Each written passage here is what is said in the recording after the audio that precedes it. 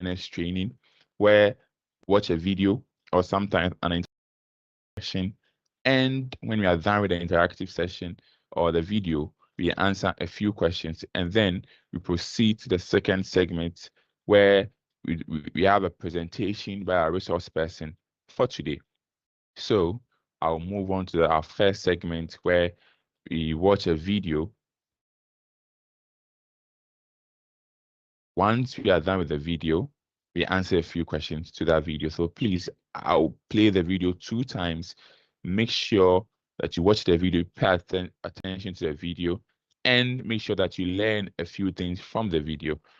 Once we are done with the video, we will meet again shortly after the video, and then we answer the questions.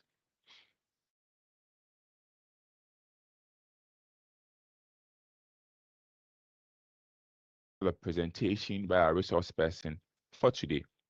So I'll move.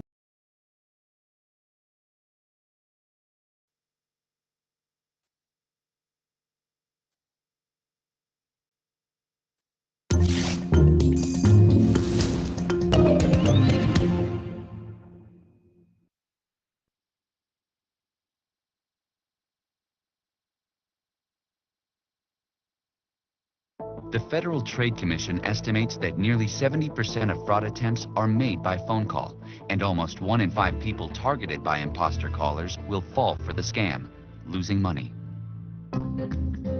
Look, Dad, it glows in the dark. Can we get it? Can we? You won't be needing those for the kind of fishing you're doing. But if you like it, take it. Take them both. Really? I can? Are you sure? I mean... Sure, I'm sure. I wouldn't have said it if I wasn't sure. This young lady's my favorite kind of angler, because she reminds me of my own daughter.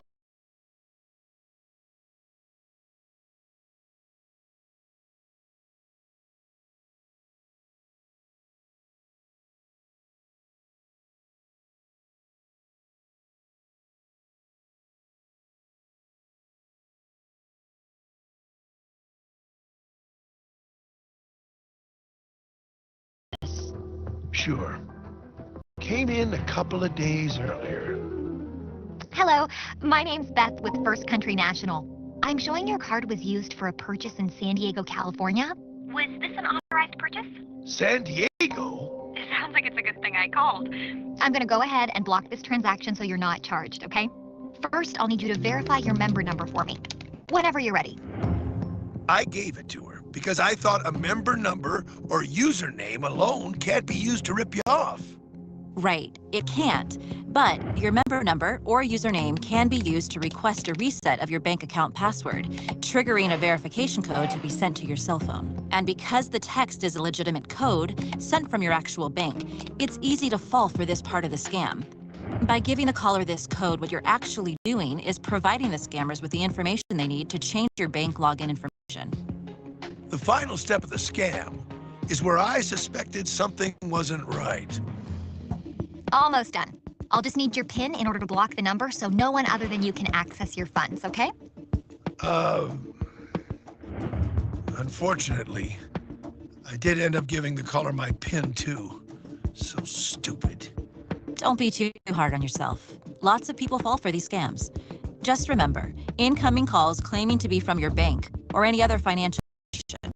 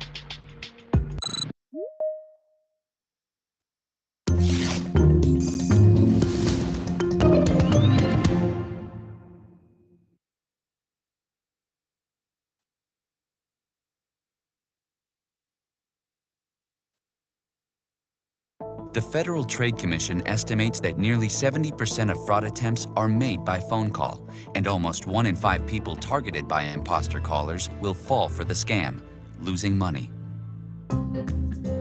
Look, Dad, it glows in the dark. Can we get it? Can we? You won't be needing those for the kind of fishing you're doing. But if you like it, take it. Take them both. Really? I can? Are you sure? I mean... Sure, I'm sure. I wouldn't have said it if I wasn't sure. This young lady's my favorite kind of angler because she reminds me of my own daughter who started fishing right about the same age. Well, thank you. That's very kind. That's when I realized something was wrong. Tell me about the call you received that started all this. Sure. Came in a couple of days earlier. Hello, my name's Beth with First Country National. I'm showing your card was used for a purchase in San Diego, California. Was this an authorized purchase? San Diego? It sounds like it's a good thing I called. I'm gonna go ahead and block this transaction so you're not charged, okay? First, I'll need you to verify your member number for me, whenever you're ready. I gave it to her because I thought a member number or username alone can't be used to rip you off. Right, it can't. But your member number or username can be used to request a reset of your bank account password, triggering a verification code to be sent to your cell phone. And because the text is a legitimate code sent from your actual bank, it's easy to fall for this part of the scam. By giving the caller this code, what you're actually doing is providing the scammers with the information they need to change your bank login information. The final step of the scam is where I suspected something wasn't right. Almost done. I'll just need your PIN in order to block the number so no one other than you can access your funds, okay? Unfortunately, I did end up giving the caller my PIN too. So stupid. Don't be too hard on yourself. Lots of people fall for these scams. Just remember, incoming calls claiming to be from your bank or any other financial institution should always be treated with caution. But a caller asking for your PIN is a definite indication you should hang up. I think part of the reason I fell for the scam in the first place was because the number on my caller ID matched the actual phone number of my bank. That's because the scammer spoofed the bank's phone number to make it look like it was the actual bank calling, something that's easy for them to do. Bottom line is this. If you think a call is legitimate, tell the caller you're going to hang up and call them back so you know you're in contact with a number you can trust. A real bank representative would never try to stop you from doing this. Now let's see what we can do about getting your funds back.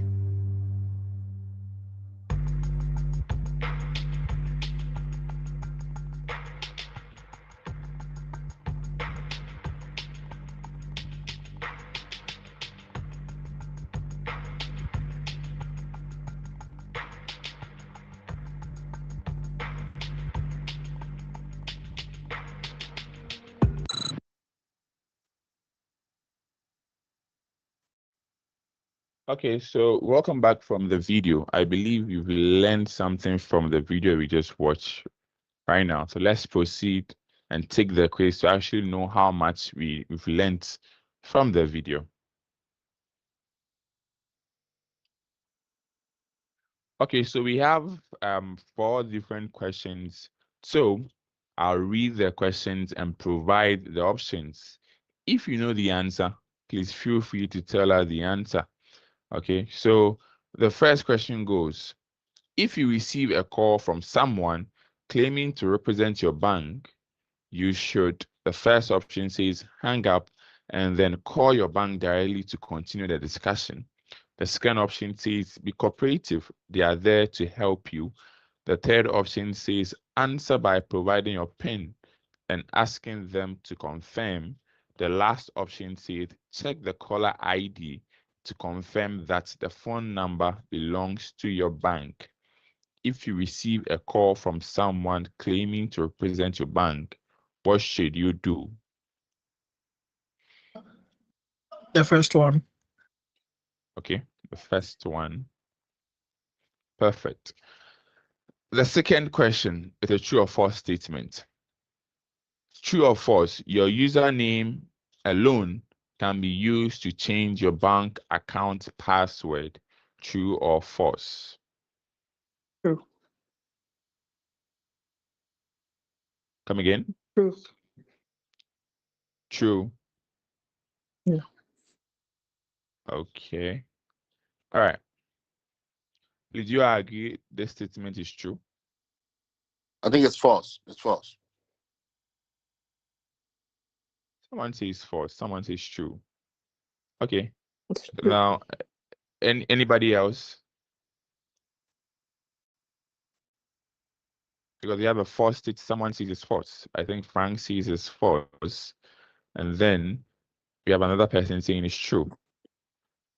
Can your username alone be used to change your bank account password? I think it's false. Yes, I agree with that. I'll go with false. Now, question number 3 is also a true or false statement. I think the rest are true or false statement. An attacker can use your password or member number to request a reset of your password. True or false?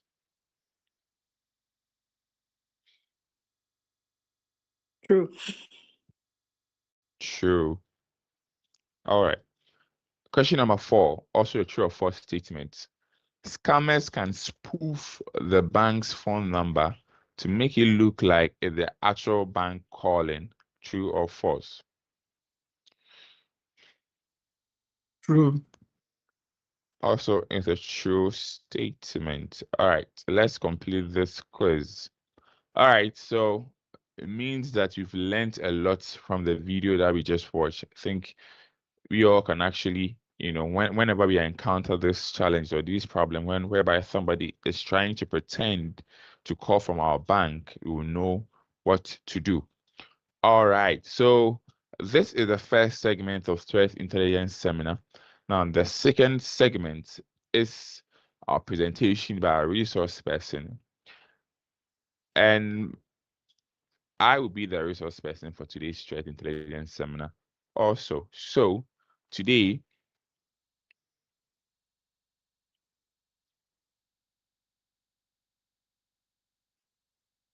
we are looking at an introduction to the internet and cybersecurity. Now, I think many of us here actually have heard about the term cybersecurity. And based on the video that we just watched, the video is also about cybersecurity. And some of us here, they don't know what it's about, right? So I think this is the best option for us to actually introduce you to cybersecurity, introduce you to a few terms in cybersecurity, and also before we go to the cybersecurity, you have to look at some of the major principles that actually underpin cybersecurity, which is internet and then networking.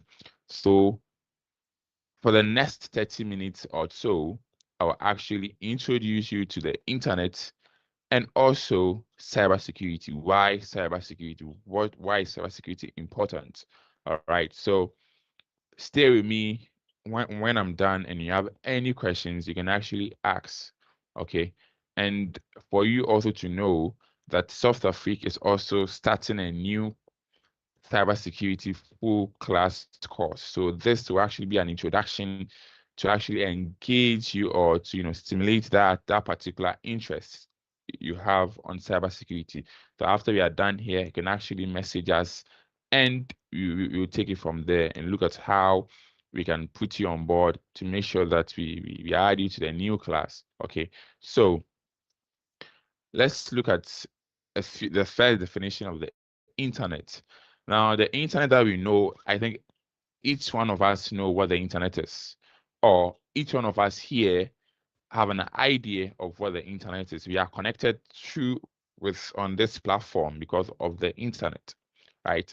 So the internet is actually the world's largest library where you can actually find any kind of information, service, or entertainment. Now, the internet is something that connects billions of devices globally, allowing users who actually connect to access websites, internet also allows users to send an email, to stream videos, and engage on social media, right? So if, let's say, you actually want to go to YouTube, right? You actually want to watch a video on YouTube, you just open your browser and you type the address of YouTube, so www.youtube.com, and then you hit enter. Once you hit enter, your computer sends a request throughout the world looking for that particular address that you entered. Now, this request will travel through the internet looking for www.youtube.com, right? So once it finds www.youtube.com, YouTube sends back its page to your computer, right? And once YouTube sends back the page, that's the video that you are looking to watch, you actually find the video there, right? So that communication between your device and YouTube was made possible because of the internet. So that is the internet. Now, the internet and networking is something that people confuse, right? Now, a network is simply a group of devices.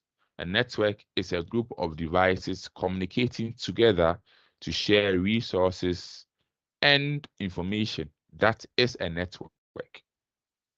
So as long as two different computers, or a mobile phone and a computer, can connect together to share information, that is classified as a network. Now, these devices can be connected through a cable. So these devices can be connected through a cable or wireless technology. Once this technology happens, it becomes a network. So on a network, you can actually do file transfer. That means you can send file from one computer to another computer on that same network. You can do email. You can actually send emails too. So you can actually communicate through this network. All right. So let's assume that in an office setting, an office space, every different employee or every different worker has their own computers. Now, these computers are connected to a single network, meaning that these computers are actually communicating with each other. Now, in this instance, you can actually sit somewhere and tell the printer to actually print a document for you. Since you're actually connected to the printer is also on that network. There's no need for you to actually go there, walk to the printer, and actually, let's say, slot in your hard drive, or tell the printer to actually print for you. You can just do that as long as this printer is connected to the network. So a network is actually a group of computers, a group of machines communicating together. Right now, there are two types of network. There are two types of network. We have the local area network and wide area network. Now, the local area network is any network that connects within a specific or limited area. So a local area network can actually be in your office, be in school, or at your home. So all the devices that are connected in your home on the same network is local area network, right? Now, the other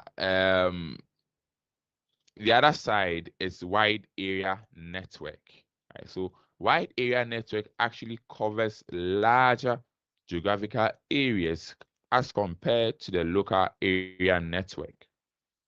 So the wide area network can actually connect devices over long distances, like cities, countries. So it is a network of networks. So let's assume that, or let's say that many local area networks can come together to form wide area network. The internet, as we know, the internet is a huge example of wide area network because it connects millions of smaller networks across the globe. Okay, so there are two types of network: wide area network and a local area network, which is the LAN and the WAN for wide area network. So since you actually now know the key difference, LAN is for smaller spaces. The WAN, that the wide area network, is for larger geographical areas. Okay, so now once we are done with the local area network and the wide area network, there are some few networking, terms that you should know. These networking terms are the intranet, the extranet, and the ethernet, right? An intranet is a private network within an organization. Now, an intranet is just like the internet, but it is restricted to authorized users within a company or organization. So with an intranet, every company that operates, as long as the networking in that company is limited to only the workers and only the people in the company, be it that's the employees, right? This becomes an intranet. Now, this intranet allows employees to access company information, documents, and also internal communications over a secured connection. So everything that happens in the company will happen through the intranet, right? Now, from the intranet, we have an extranet. An extranet is like an intranet, but this time it has an extension whereby it allows access for external people.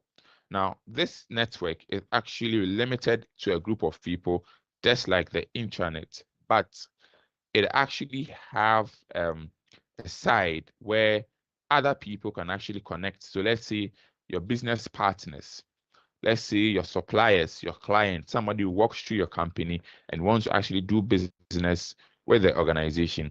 The organization can actually permit that person to connect to the network to actually perform a few functions. So your clients, suppliers, business partners all have access to an extranet. So while the intranet is entirely internal, extranet provides controlled access to certain part of the network for external users. That's your clients, your suppliers, your business partners, and other people, right? So since you now know the difference between the intranet and an extranet, the last one here is the Ethernet. Now, the Ethernet is actually used for wired networking, right? Your computer has an Ethernet slot whereby it can actually be connected to a network. So the Ethernet is actually a technology that is actually used to connect different computers together to make sure that they can communicate, right? So that technology is Ethernet, and this technology is a wired technology. That means it deals with cables. The computers must be wired to one another to make sure that it can communicate over a network, right? So in summary, we've learned right now about an intranet, which is a private and internal network for an organization or for a particular company. An extranet is an extended network that allows limited access to external users like business partners or clients. And then we have an Ethernet, a technology for wired networks that connect devices using cables for fast and stable networking, right? So now, these are a few services, a few protocols that are offered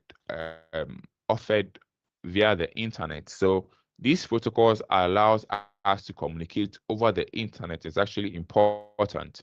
So some of the protocols are here, and for the sake of time, we can actually go over them, But then a few important ones that we have is the HTTP and the HTTPS. So the HTTPS is actually a protocol that allows us to actually exchange, data on the web. This HTTP and HTTPS is used to load web pages, right? Now, the difference between the HTTP and the HTTPS is the S, which actually stands for secure. Now, with the HTTPS, you actually are able to access the website, but all the communication that goes on between your computer and that particular website is actually secure. So all the exchange and everything is secure, meaning that you are protected as long as you visit that particular website. But the HTTP does all the same thing, but then that particular website is not secure. So once you visit that particular website, there might be other problems. Maybe there might be viruses, there might be identity theft and other things, meaning that that particular website cannot be trusted. So for modern web browsers, every time you're trying to visit a website that has an HTTPS, that particular website, your web browser will notify you, will tell you before, are you sure you want to actually proceed to this website? Because this website do not actually provide secure environment. It will actually notify you first. So you actually go there at your own risk. So these are a few protocols that we have over the internet. Now, there's another important element that you should know, which is the WWW, which stands for World Wide Web. Now, the World Wide Web is just a collection of websites or web pages, right? The World Wide Web is just like a dictionary or a library of websites. So if you actually want to actually go to a website, you actually go to the World Wide Web, right? So it allows us to actually view websites, to actually go to our favorite website, to actually look for our information, our videos, our audios, and other things. So the World Wide Web and the internet are not the same. The World Wide Web is a collection of all websites or of websites that you want to actually access. Now, a website is also a collection of pages. So the different pages will come together to give you a website. So a website is mostly, let's say, identify its pages. So you go to this page, the next page, the navigation, the home page. All these things will come together to form a website. So if you're actually confusing yourself with the internet and a website, you know that the internet and the website are two different places. Okay, so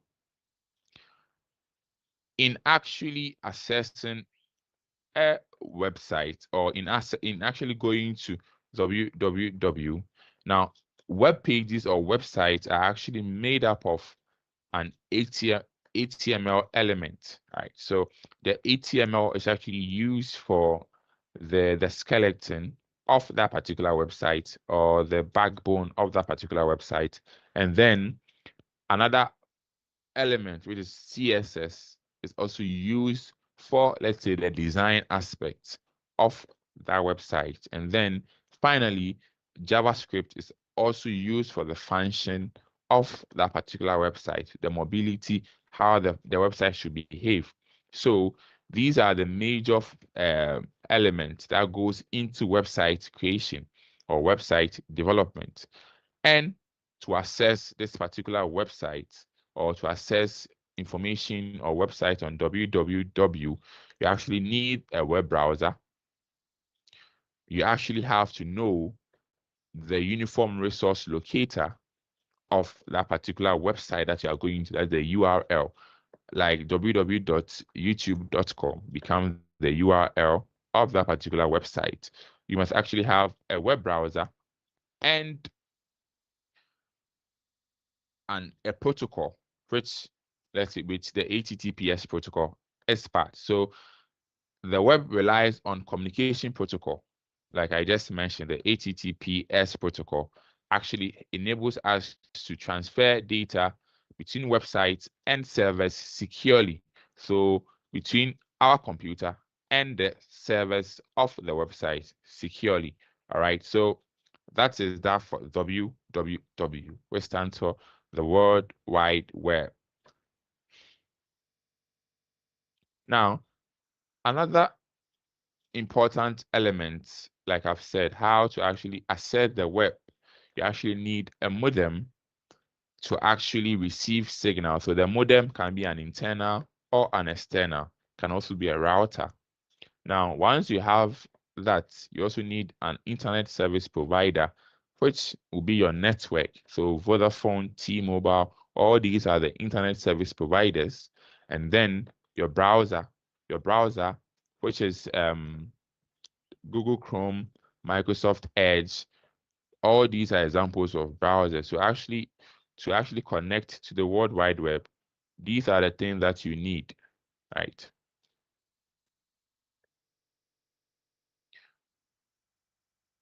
So this becomes the URL of a website. So this is the website that you are trying to go to. So the HTTPS becomes the protocol, meaning that that particular website is actually secure, will provide all the documents, and your communication between that website will be secure, right? The www represents the collection where that website falls under. And then the schoology.com becomes that particular website that you are going. And that term becomes what is known as domain name. What is known as a domain name. Now, I'll actually want to, skip through a few things. The domain name is actually the address of the website that you're actually going to, or the address of the website on the internet. So every time you try to access a particular website, you input in the domain name and it sends you there. It sends you to that particular website as long as you have the domain name correct. Now, if you actually misplace the domain name, it will actually bring out a message that this website that you are trying to access does not exist. Or if there's also a different domain that looks like the misspelled one, it will take you there. So a domain name is actually that particular website, the address, a human readable address, something that you can remember to actually input in your web browser to access that particular website that you're looking for. That becomes your domain name. Now, after the domain name, you have something called an IP address. An IP address. An IP address is actually a unique number of your device when that device connects to a network, or when that device wants to actually use the internet. It must be given an IP. So every device that you have that is connected to a network has an IP address. This IP address is what identifies your device. So once you connect your laptop to the internet, your laptop actually it's given an IP address. Once I connect my laptop to a network, my laptop is given an IP address, right? And you can actually check for the IP address of your laptop based on that particular network you've connected to. If you go to settings, you find it. If you actually type a command on your terminal or your command prompt, your IP address will even come up, right? So your IP address is unique to every computer. Every computer have different IP addresses. Now, there are just two types of IP address. There are two formats in which an IP address is expressed in. The first one is an IP4 version. Then the other one is an IP6 version. The IP6 version is very long, and this is the IP6 version. The IP4 is what we actually know, is what we actually use. Okay, so if I go to my terminal and type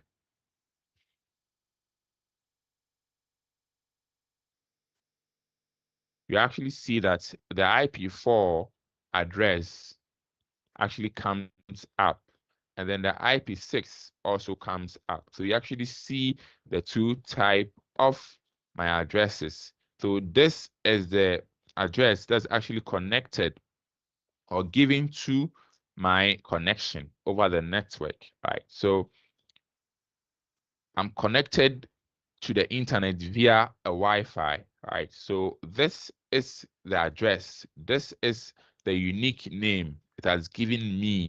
It has given my computer. So this is the address that my computer will use to actually communicate over a network, right? So that is that. So we have two types: the public IP address and the private IP address. The public IP address is actually used for everyone. So let's say if you actually connect to the internet via an internet service provider, which is Vodafone, MTN, T-Mobile, you'll be given a public IP address. Now, this public IP address can change with time if you are not actually active on the internet service provider anymore. Your IP address can be given to somebody else who connects to or who uses that particular internet service provider. That is Vodafone, the MTN. However, the private address is what is used in local network. So in a company, all the devices on the company's local network, what we talk about the intranet, all these people will have a private IP address, right? So enough of the computer stuff. Let's go to cyber security. Let's go to cyber security. What is cyber security? You've probably heard people talking about cyber security. This program or this threat intelligence seminar is talking about cyber security. But then, what is cyber security? Cyber security is the practice of actually protecting our systems, the network that we talked about, and programs from digital attacks, right? Now, these cyber attacks, the cyber attacks are what the hackers and let's say the bad people, right? So the cyber security is more like the police or the good people of the internet.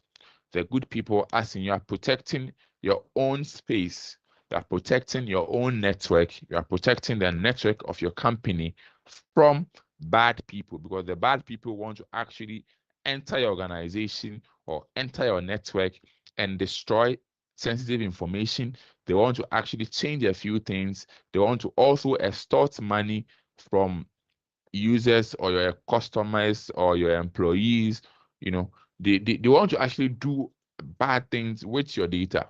So cybersecurity it's about all the things that we do to actually protect our systems from these bad peoples, right? Now, it actually involves a lot of technologies. There are a lot of practices, there are a lot of processes that you have to actually go through to make sure that you can be able to safeguard these computer systems, these networks, these data from unauthorized access. So the unauthorized access becomes the bad people. The attacks are from the bad people. The damage are the repercussions from the attacks. So cybersecurity is about maintaining, controlling, protecting systems and network from bad, attacks. That's the cyber attacks. That's the bad people, right?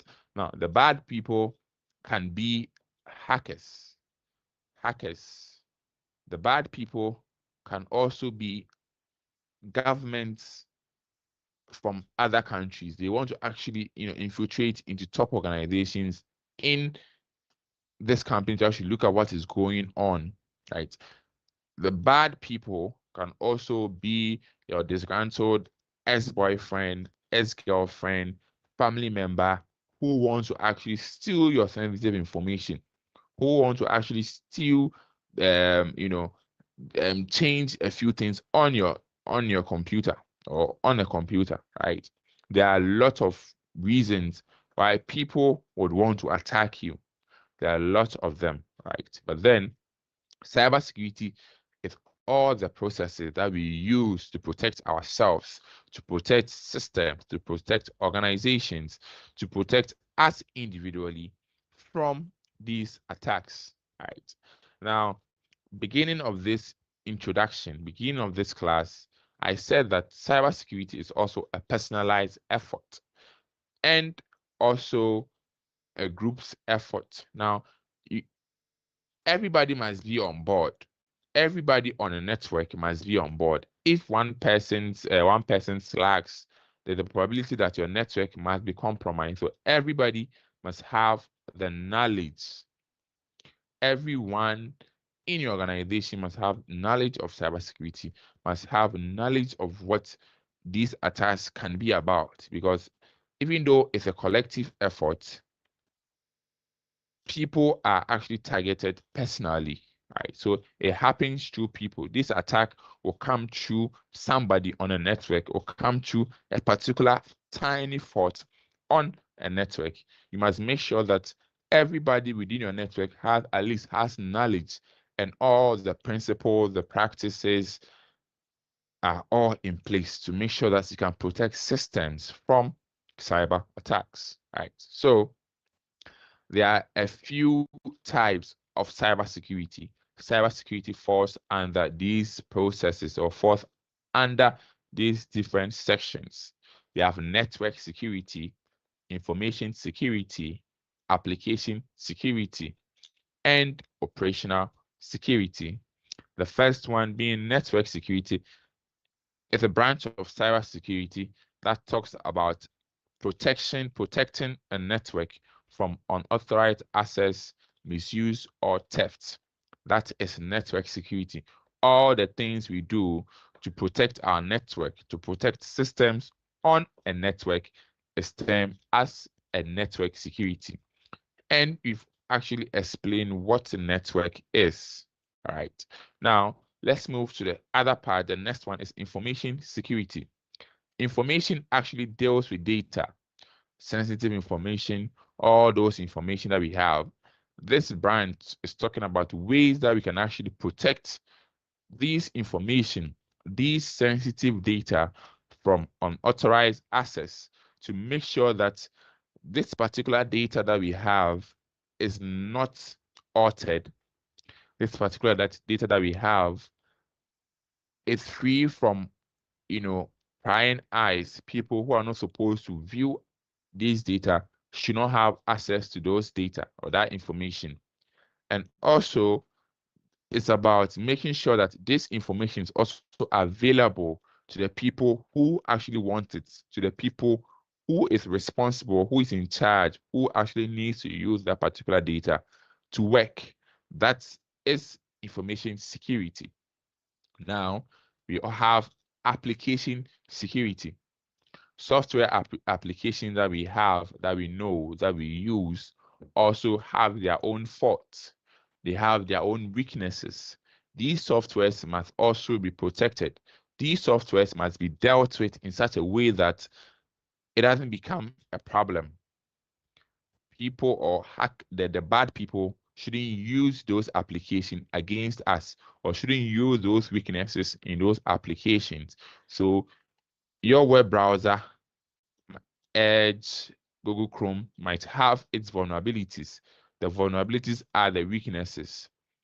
These browsers, these applications, the games, the softwares that we use, Microsoft Word, the Office suite, Adobe Photoshop, all these things may have their flaws, may have their weaknesses.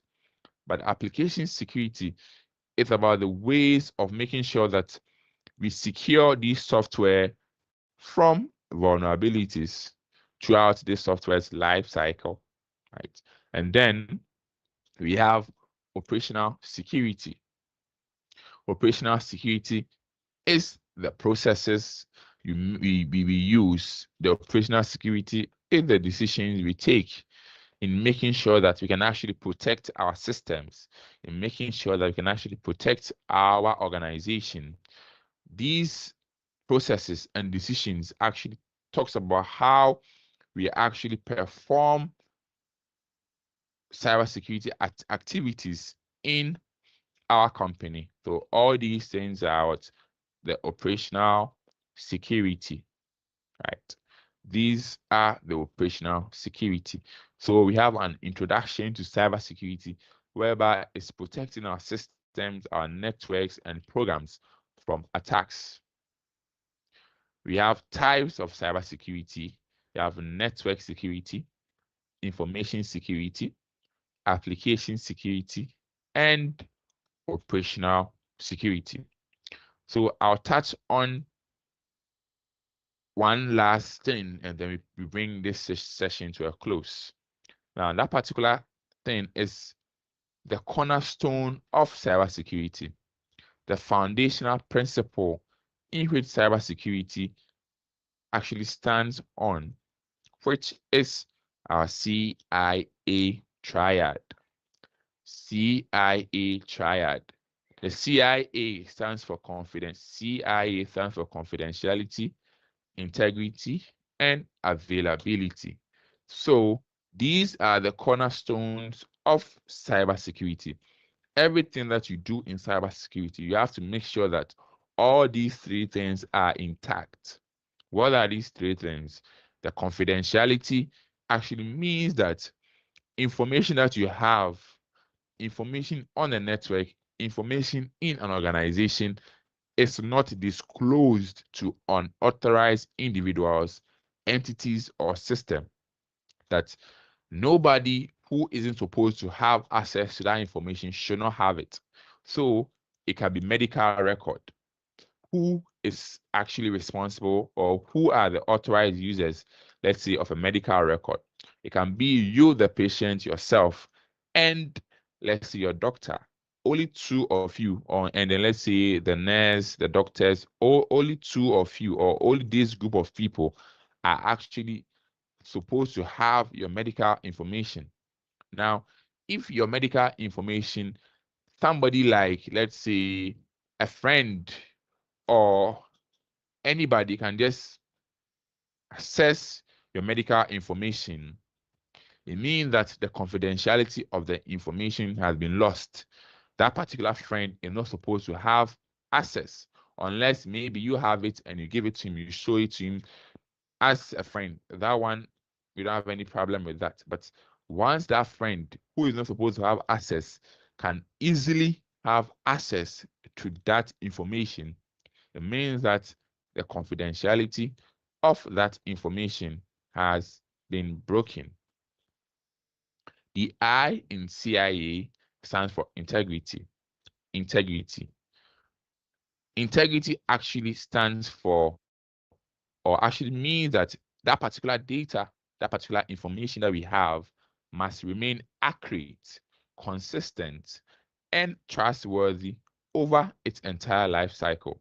What do I mean by this? It means that that particular record, health data, or the health record of that particular patient must not be altered, must not be changed.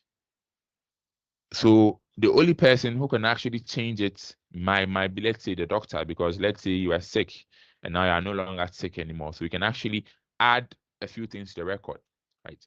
But then once I leave the information, once I leave that particular health record there, nobody else must have access to even change it, to even alter a few things, to actually replace it. Okay, so that stands for integrity, meaning that the data that we have shouldn't be changed. Once I leave it and I go and come back, that data should not be changed.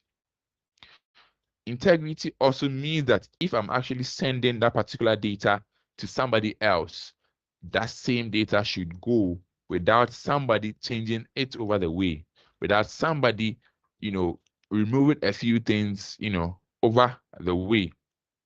Now, this is actually important. Integrity of a data is actually important, especially in election hours, whereby the results.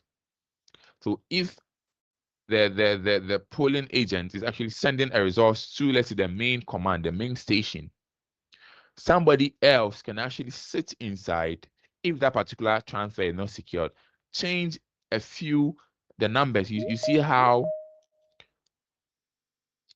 dangerous that thing is, where somebody can actually sit inside an election result. Since the election result is being sent to the main station, somebody can actually have access, change that election figures, and give more votes to change the vote, because in the end, it is the agent who is sending, right? And now the agent sends it to the main station to be calculated. You see, it means that the integrity of that particular voting results has not been, or the integrity has been broken. The integrity has been broken once that information can be changed. All right. Now, the last one of the CIA is availability. Information must be available to those who need it. So, the health record. Once the patient want to access that health record, the patient must have it. Particular time the patient wants. Anytime the patient chooses to actually do that, it means that the information should be available. Anytime you want to actually go to a website, that website should be available because you are an authorized user. So availability is for authorized users, right? Meaning that if you want to actually go to Netflix, Netflix must actually run 24/7, 24-hour economy. That is what availability means, that people who are supposed to view that website, people who are supposed to view that information, have access to that information anytime, anywhere, any place. That is the CIA triad, the major cornerstone of cyber security, right? Now, because of time, this will be the last, or this will be the ending of my presentation. You have actually been introduced to cybersecurity, but before we went through an internet and network, an IP address, and domain name system and domain names, right? So this will be the end of today's threat intelligence seminar. Please, if you have any questions, please ask before we proceed.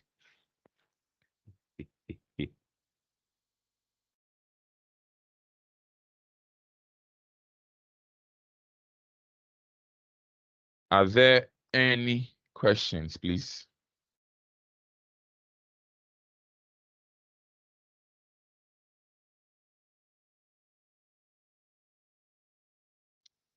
Okay. So if there are no questions, I would like to say that what we just heard, or the presentation I just did, is an introduction to cybersecurity. It's an introduction to cybersecurity.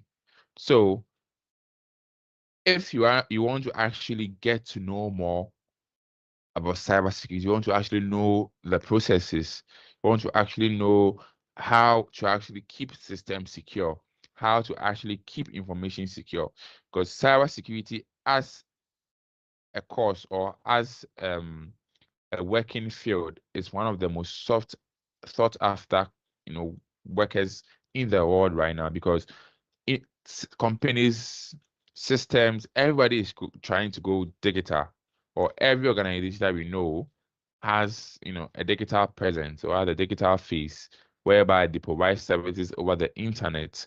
They have websites, they have applications that they have to maintain, or they also have an internal network that they use to communicate, right?